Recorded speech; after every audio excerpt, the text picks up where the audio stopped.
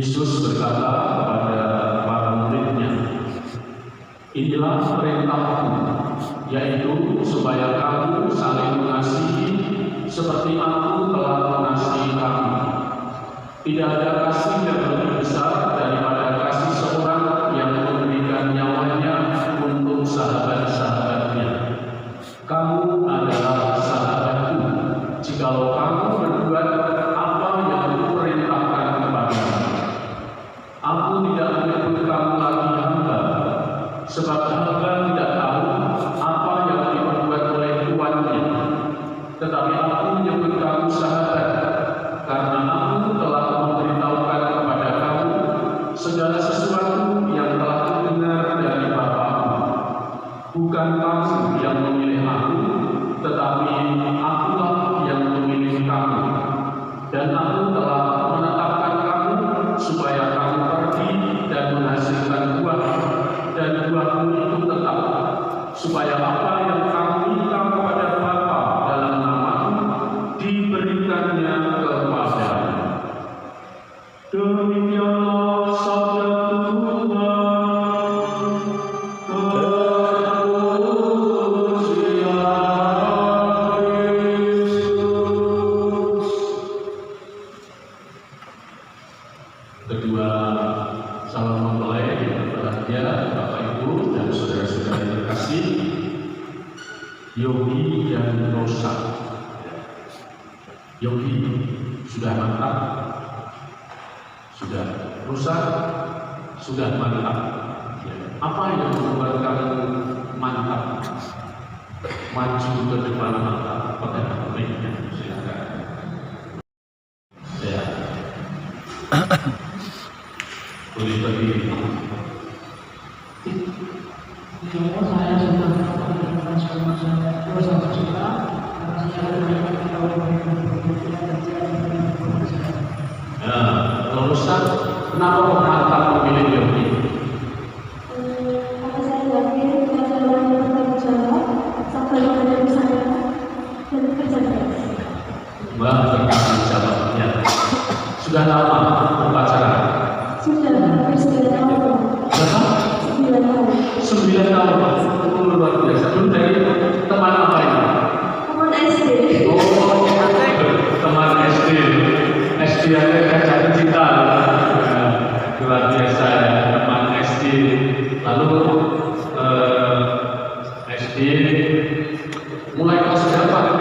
Lirik-lirikan. dari SD kelas 6 kalau saya. Oh, kelas 6. Kelas 6 sudah mulai melirik-lirik. Lalu SMP-nya sama atau tidak? SMP-nya sama, tapi masih bisa ketemu, masih bisa janji-janjian gitu. Lalu SMA-nya? Ini SMA bisa diri saya bisa. Oh ya, oh sudah mulai bisa, tapi masih berkomunikasi. Kita mulai berkomunikasi mulai SMA itu pas SMP. Dari SMA masih tetap berkontak. Ketemu, sering ketemu, karena jauh ke Jogja dan Wonogiri, sering ketemu. Rosa yang ke Jogja atau Yogi yang ke Wonogiri? Yogi. Oh ya, jadi Yogi sering apel di Wonogiri kalau ketemu ya. Lalu kuliah bersama atau di tempat lain? Tidak. Oh iya, gitu.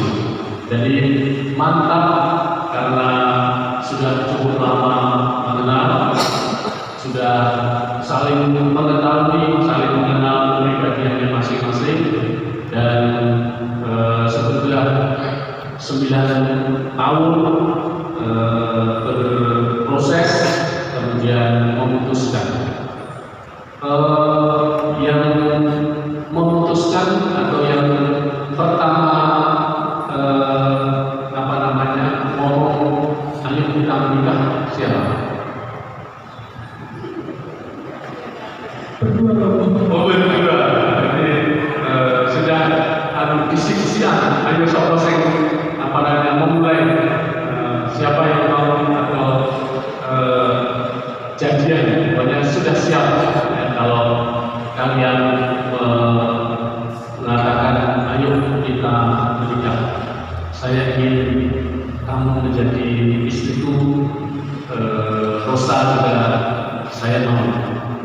menjadi suamiku.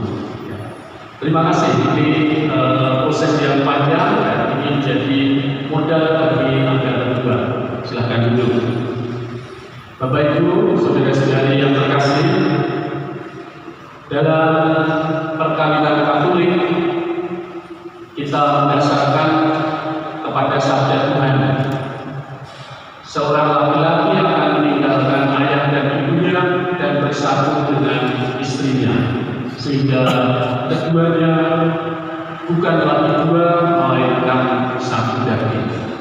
Ini dasar sabda Tuhan tentang membangun hidup perkawinan.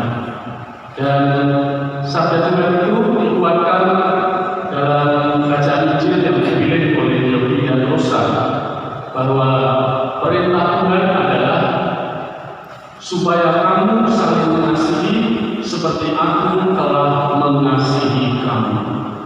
Jadi landasan atau dasarnya kita saling mengasihi itu adalah kasih Tuhan yang diberikan kepada kita, seperti aku telah mengasihi kamu. Kasih itu diwujudkan dalam perbuatan, sama seperti iman itu terwujud di dalam perbuatan. Kasih nanti akan diwujudkan dalam perbuatan, seperti tadi Rosa mengatakan, saya melihat Mas Yogi ini orang yang bertanggung jawab. Nah, kasih diwujudkan dalam sikap tanggung jawab. Ya, tanggung jawab dari yang kecil sampai yang besar, dari pagi sampai malam, diwujudkan dalam tindakan nyata. Satu yang Kudus mengatakan, iman tanpa perbuatan adalah mati.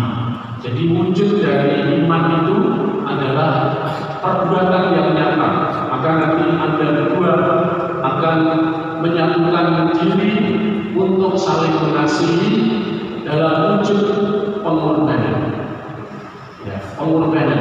Anda berdua nanti akan berkorban satu sama lain. Yang pertama pasti nanti akan berkorban meninggalkan keluarganya masing-masing. Sekarang sudah menjadi keluarga baru, berarti saya sudah mulai akan melepaskan diri dari keluarganya masing-masing. Rosa menjadi tanggung jawab saya. Begitu juga Rosa akan mengatakan, Mas Yogi ini adalah tanggung jawab saya. Kebahagiaannya, kesenangannya, kegembiraannya, kesehatannya, apapun yang menjadi kehidupannya akan menjadi tanggung jawab Anda berdua sebagai suami istri.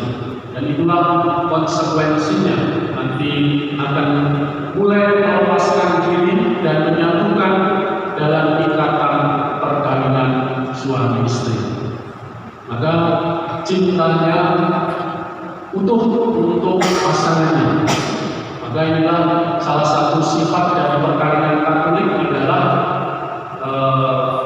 sekali untuk seumur hidup, dan yang kedua tidak dapat diceraikan kecuali Tuhan yang akan memisahkan kalian berdua. Jadi kasih itu sifatnya adalah sekali memutuskan untuk menikah, dan hanya Tuhan saja yang akan memisahkan kita. Oleh karena itu, cinta dilambangkan dalam bentuk cincin yang bulat, dan cincin yang bulat itu dipasang di jari manis.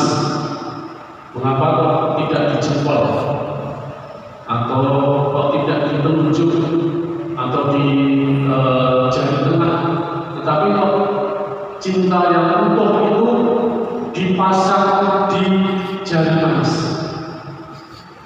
Karena jari manis itu tidak akan dapat dipisahkan. Coba aja kalau Anda mau melatih ya. Ini jari tengah digadoke, lalu semua jari-jari digadoke oke. Nanti coba praktekkan. Nanti akan kita semua boleh mempraktekkan. Nanti akan kelihatan, akan dapat diketahui bahwa jari manis tidak bisa dipisahkan. Hubungan suami istri itu tidak bisa dipisahkan. Kalau jempol ini lambang menggambarkan orang tua. Nah, nanti Anda berdua akan pisah dengan orang tua. Ini bisa dipisahkan. Ini jari telunjuk itu melambangkan kakak, adik kakak, saudara, mertua. Nah, ini bisa pisah. Nanti kalian akan pisah dengan saudara. Jenteng ini melambangkan adik-adik. Nanti ini juga bisa dipisahkan. Nah, saya ini coba pisah jari manis. Bisa? Pisahkan jari manisnya. Kalau ini bisa, kalau ini bisa, kalau ini bisa, tapi coba pisahkan jari manisnya. Tidak bisa. Itu mau mengatakan kepada kita, pasangan suami istri itu sekali disatukan tidak bisa dipisahkan. Hanya oleh Tuhan yang akan memisahkan. Maka perkawinan, janji perkawinan yang Anda ucapkan di sini itu bukan hanya janji di hadapan keluarga, di hadapan teman-teman, sahabat, kerabat yang dekat, tetapi janji yang kita ucapkan di sini adalah janji di hadapan Tuhan. Seperti Tuhan yang setia mengasihi kita, maka kita pun juga diajak untuk saling setia mengasihi pasangannya. Mari kita berdoa untuk kedua calon mempelai ini supaya apa yang mereka bangun selama ini 9 tahun dalam masa pacaran cukup bagi mereka untuk memutuskan mari kita hidup dalam perkawinan kudus, dan semoga dengan perkawinan suci ini kalian berdua mengalami kebahagiaan, damai sejahtera, Allah selalu hadir di tengah-tengah keluarga, dan berkat Tuhan itu juga akan menular kepada siapapun.